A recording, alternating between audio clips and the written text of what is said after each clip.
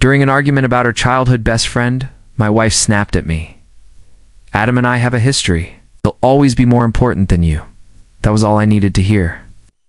I filed for divorce and gave her the reality check she never thought I'd go through with. Fast forward 10 months, and now she's a single mom begging me for help. But let me back up and explain how it all went down, because this story gets wild. I'm 30 years old, a lineman in central Kansas, and I've been doing this work for 8 years.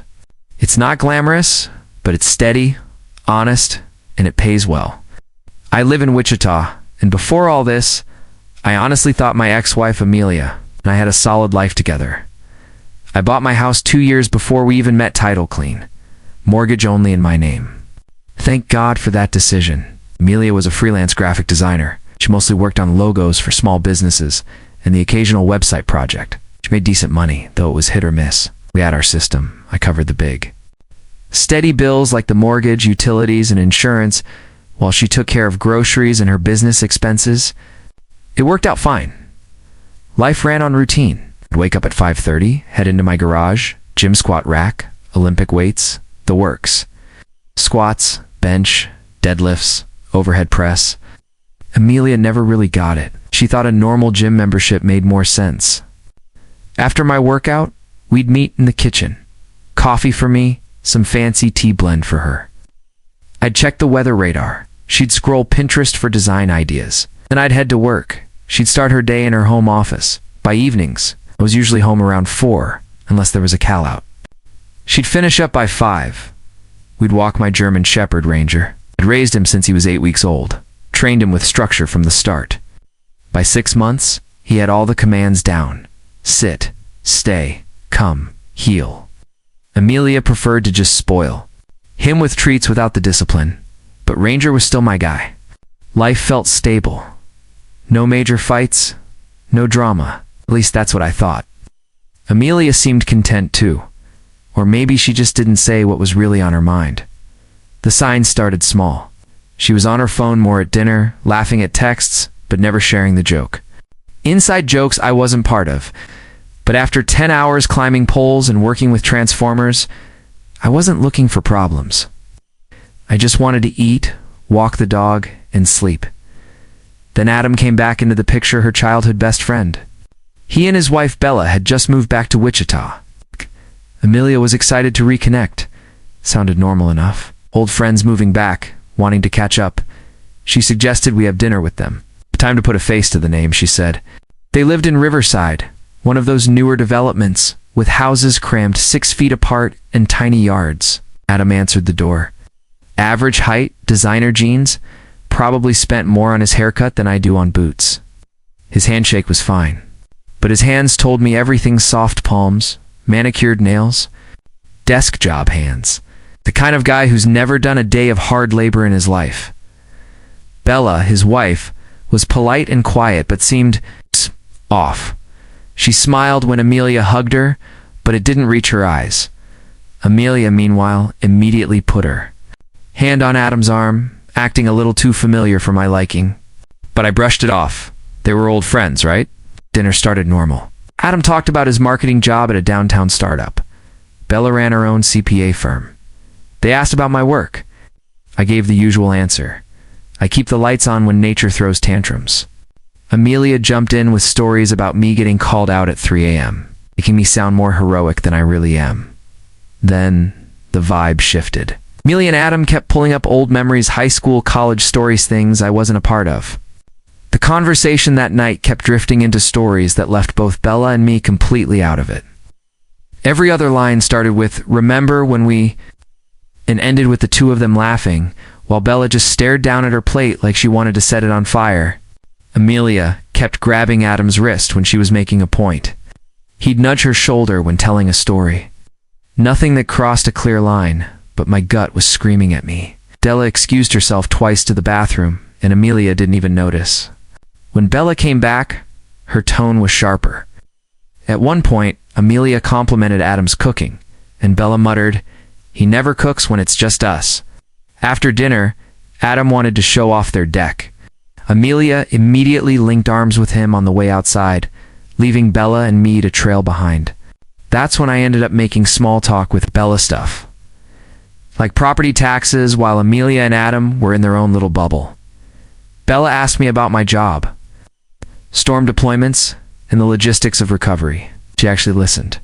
When I cracked a joke about meetings versus fixing real problems, she laughed. Meanwhile, Amelia leaned over to peek at Adam's buzzing phone screen like it was perfectly normal. That's when I knew this wasn't just about old friends.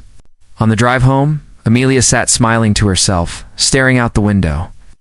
I asked her what she thought of Bella. She shrugged and said, "She's fine. A little uptight. Adam says she works too much." But when I asked about Adam, she lit up. He's exactly how I remembered. Funny, smart, easy to talk to. I'm so glad he moved back. Yeah, I bet she was. Over the next few weeks, patterns started showing. Amelia stayed up late helping Adam with design projects for his company. Funny, since design usually doesn't require midnight texting, she'd laugh at her phone during morning coffee, then quickly slam apps closed when I glanced over. Dinner number 2 happened at our house 2 weeks later. Same dynamic, Amelia and Adam in their own world, Bella and me basically ignored. At one point, Bella mentioned a possible weekend trip to Denver. Adam immediately jumped in. We should all go. It would be fun, like old times. Amelia lit up at the idea. After they left, Amelia spent an hour texting. When I asked, she said, "Adam's sending reunion pictures." Sure. The breaking point came when Amelia told me she was spending Saturday shopping with Adam for Bella's birthday gift. Just the two of us, she said, because apparently Adam had great taste and Bella was hard to shop for. Right, because nothing screams platonic friendship like spending 6 hours alone with another woman's husband to buy her a present. I suggested maybe Bella would rather pick out her own gift tour, at least that we all go together. Amelia rolled her eyes and snapped. "You're being weird about my friendship. Adam and I have always been close. You knew that when you married me." "No, Amelia. I knew you had a friend. I didn't know that friendship included lingerie shopping dates. That Saturday, she was gone for 6 hours. When she finally came home, she was carrying shopping bags from stores she'd never even touched before. She locked herself in the bathroom for an hour. When she finally came out, her hair looked different. She smelled like new perfume. And yep, she was wearing new lingerie too. Expensive. I asked her about it. She brushed it off, saying she was just trying to feel better about herself. Sometimes new lingerie helps with confidence, right? Sure. Bought while out shopping with another man? Totally normal. I asked how the shopping trip went, and she lit up. She told me all about it. They found the perfect necklace for Bella, and apparently Adam had such great taste. Then she gave me the full recap. Lunch downtown, boutiques, trendy coffee shops. Honestly, it sounded more like a date than a shopping trip. That's when I pushed back, suggested maybe she should include Bella more since Bella clearly seemed uncomfortable. Amelia's whole face changed. Bella's just jealous. She doesn't have a close friendship like Adam and I do. Not everyone understands how special our connection is. Special connection. That's what they were calling it now. I tried. Different angle? Suggesting maybe we do more double dates actually, involving all 4 of us. Amelia snapped. Oh my God. So now you're being insecure just because I have a male friend? We're in the 21st century, Ezra. Grow up.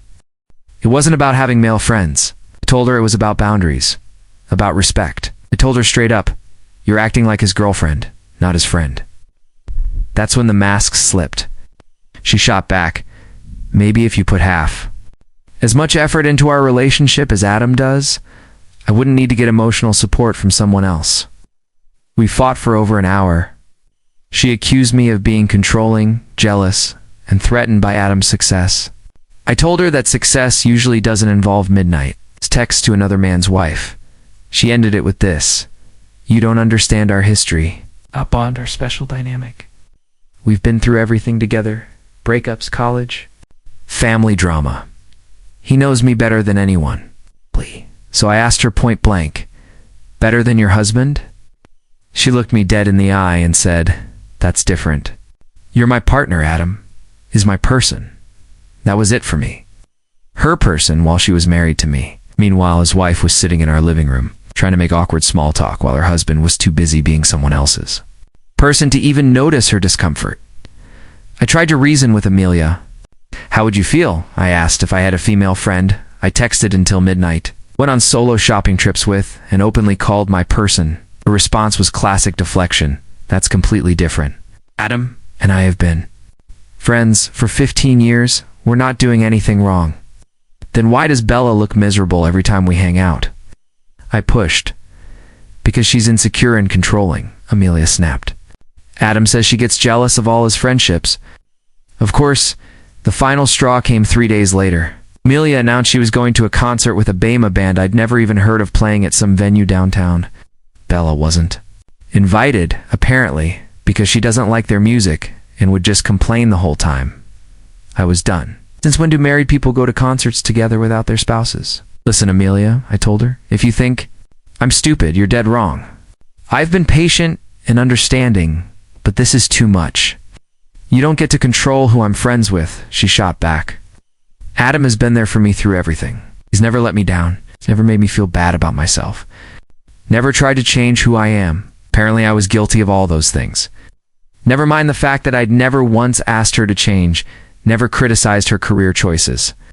Never made her feel bad about anything except maybe her inability to train the damn dog properly. He understands me in ways you never will, she continued. We have a connection that goes deeper than anything else in my life. He's not just my friend, he's my soulmate. I stayed calm. Oh, really? And where does that leave us? Roommates. Her answer killed whatever was left of our marriage. He was here before you came into my life. It will always be more important than you, so stop being an insecure jerk. And there it was, the truth. She'd been dancing around it for months, making me feel crazy for noticing. Husband. Not really. I realized then that I was just the guy paying half the bills while she played house with someone else's husband. I didn't argue, didn't beguile, just nodded. Good for you. The room went quiet. She looked confused, almost thrown off. She had been expecting a fight, expecting me to beg, argue, or try to compete with Adam for her attention. What do you mean? She asked. I looked at her calmly. I mean what I said. It's good to finally know where I stand. Her tone shifted instantly. So now you're going to play the victim and try to make me feel guilty for wanting to have fun with my best friend. I smiled. Amelia, conversation's over. Go have fun. I mean it. She stared at me for a moment, then walked out. I went upstairs, pulled out my phone, checked my bank account, and started planning my next move. She had made her choice. Now I was making mine. You've got your soulmate. Let him help with logistics. That one hit her hard. She left that night to stay with her sister. Within 24 hours, the flying monkeys started circling. Her sister called me controlling. Her friend Megan sent me long paragraphs about how I was throwing away a good marriage. Even her mother called, lecturing me about how I was abandoning my wife during a difficult time. I responded to none of it. I changed my number, blocked them all on social media, and let my buddy Tom handle anything that actually mattered.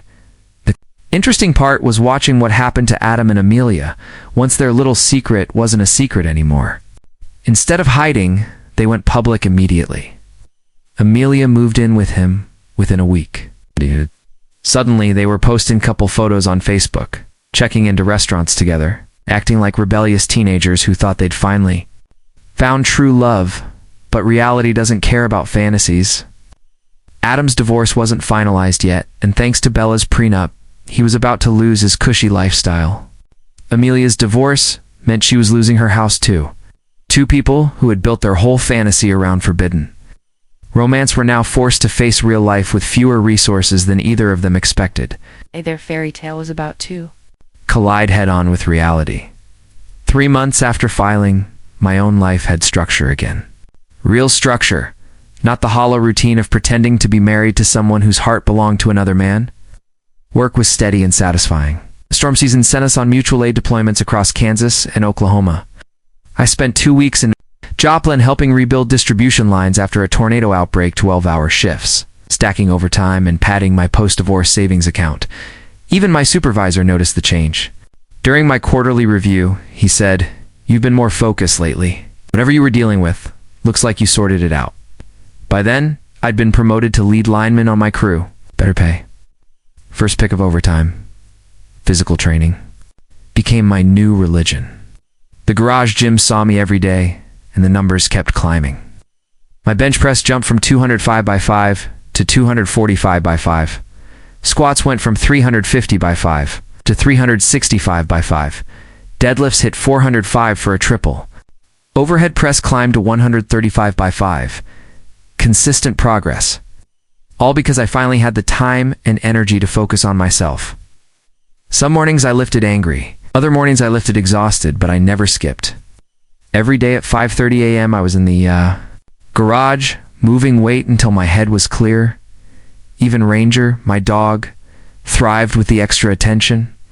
We worked obedience drills every day. Sit down, heel, placent, till they were bulletproof. I introduced him to an e-collar system, and after weeks of conditioning, he could hold a place command for 20 minutes while I worked in the garage. His recall was instant. The dog needed miles too, so we started running. 3 miles turned into 5. 5 became 7. He loved the routine. I needed the reset, just putting one foot in front of the other until my brain stopped churning. 5 months after filing, finally pulled the trigger on something I'd been researching for months. The Indian Scout bobber, black and black, mid-controls, Vance and Hines slip-ons, tail tidy to clean up the rear end. I took the MSF course, bought proper gear, and started spending weekends exploring Kansas back roads. The Scout was perfect for Kansas riding, enough torque to pass anything on the highway. Freedom on 2 wheels, with no one waiting at home too. Make me feel small. The Scout was comfortable enough for all-day rides, reliable enough that I never once worried about breaking down. Indian really nailed the build quality. That 1,133cc V-twin had the perfect rumble. Every ride felt like therapy. The bike was freedom. Weekend rides quickly became my reset button. Saturday mornings, no destination, just me and the open road. I'd cruise along farm roads through the Flint Hills, stop at small-town diners where the coffee was strong and the conversations were real. Money flowed differently without Amelia's expenses draining my account. No more random charges for restaurants I'd never eaten at, boutique shopping sprees, or mysterious weekend trips. My savings grew steadily. While Amelia and Adam got their crash course in how expensive true love really is, through Bella and some mutual friends, I heard updates. Adam's divorce cost him exactly what Bella had warned: spousal support, massive legal fees, and zero claim on her family's property. Meanwhile, Amelia's freelance income couldn't cover their rent, so Adam was working overtime to support 2 households while his divorce dragged on. Their grand romance was buckling under the weight of money problems. Turns out, secret hotel weekends lose their magic when you're arguing over utilities and splitting grocery bills. Who could have seen that coming? The real surprise was Bella. 6 weeks after Adam moved out, she texted me, asking if I wanted to grab coffee, not to talk about relationships, not to complain, just coffee. She said I was one of the few people who understood how weird the situation was. Coffee became a regular thing. Bella was easy to be around, smart, funny in a dry way, and uninterested in dragging the past into every conversation. Just normal conversations between 2 adults who had both been through hell and come out the other side. She'd even started her own CPA practice after her divorce, focusing on small businesses that valued her meticulous attention to detail. By 8 months, post-divorce, Bella and I were officially dating. We took it slow. Coffee dates turned into lunch into dinner, and eventually weekends together. Dog parks, bookstores, motorcycle rides. Through the Flint Hills she'd just fit. She sat on the back of the Scout like she belonged there, asked questions about the bike, admired the engineering, and never complained about the wind or distance. The chemistry was real.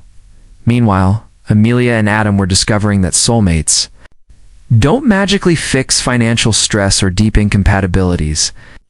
Through the grapevine, I heard about their fights over money, over the future, over everything. Their happily ever after was already cracking. My focus, though, was forward. Work, training, and relationships that actually respected me. 10 months after filing, my divorce was nearly final. Tom handled it cleanly. I kept the house, Ranger, and my retirement accounts. Amelia got her shaky little business, her car, and whatever dreams she still had left with Adam. No alimony. Exactly. The break I wanted. Bella and I were solid, just two people enjoying each other's company, building something real without forcing it. She'd started spending weekends at my place. Ranger had already adopted her as his own. He's a good judge of character. Then came the curveball. One Friday night, my buddy Nate suggested we check out a new spot downtown. Live music. Decent food, a good way to catch up. Bella brought her friend Meredith, since Nate had been circling her for months, but was too stubborn to admit he needed help. As we sat waiting, Nate started nervously. Bro, I'm kinda nervous. What do I say first? Nate, are you serious? Don't act all shy now, I teased. Shut up, Ezra. I just don't want to look cringy. Well, you kind of are. Welcome. He glared at me, but before he could say anything else, Bella and Meredith walked in. We'd been there maybe an hour when she showed up. Amelia. She looked rough, tired, stressed, like someone had run her through a blender. Her hair was different, shorter. Cheap colored job. She'd lost weight she couldn't afford to lose. The once confident woman who had sworn Adam was her soulmate now looked. It's like she was barely hanging on. She spotted me immediately and made a beeline for the table. Bella tensed beside me. Nate muttered, "Oh, great. Perfect timing." Meredith just looked confused. "Ezra, I need to talk to you," Amelia blurted out. No hesitation. "Please, just 5 minutes." "We're busy here," I said evenly.